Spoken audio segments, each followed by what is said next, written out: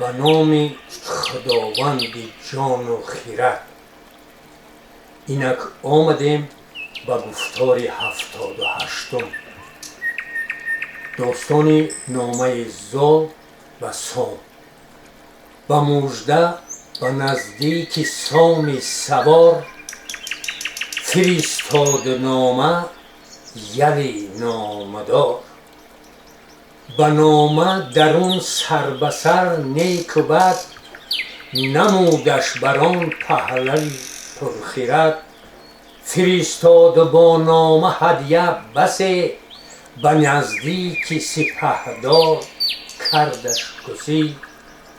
همه شد به راه اندروی زال زر، شتابان به دیدار فرخ پسر.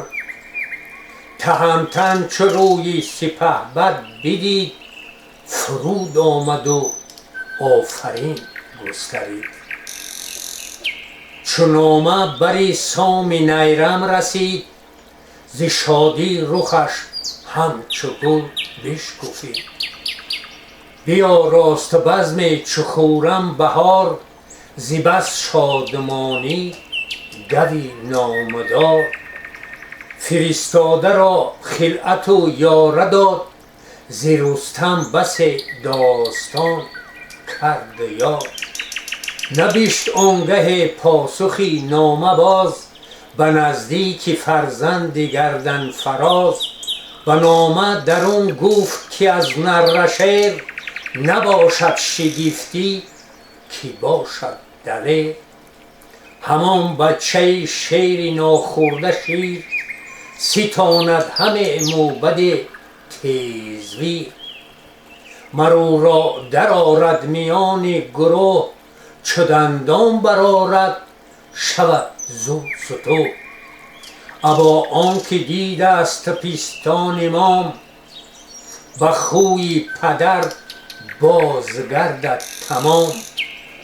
عجب نیست از رستم نامور، که دارد دلیری چو دستان پدر.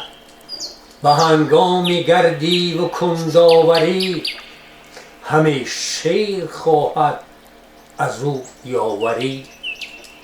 چو نامه به مهر اندر آورد و گرد، فرستاده را خواند و او را سپرد. فرستاده آمد بر زال زر، ابا خلعت و نامه نامور. از او شادمان شد دلی پهلوان، ز کردار آن نورسیده جوان. جهان از او پر امید شد یکسره، ز روی زمین تا به برج بره.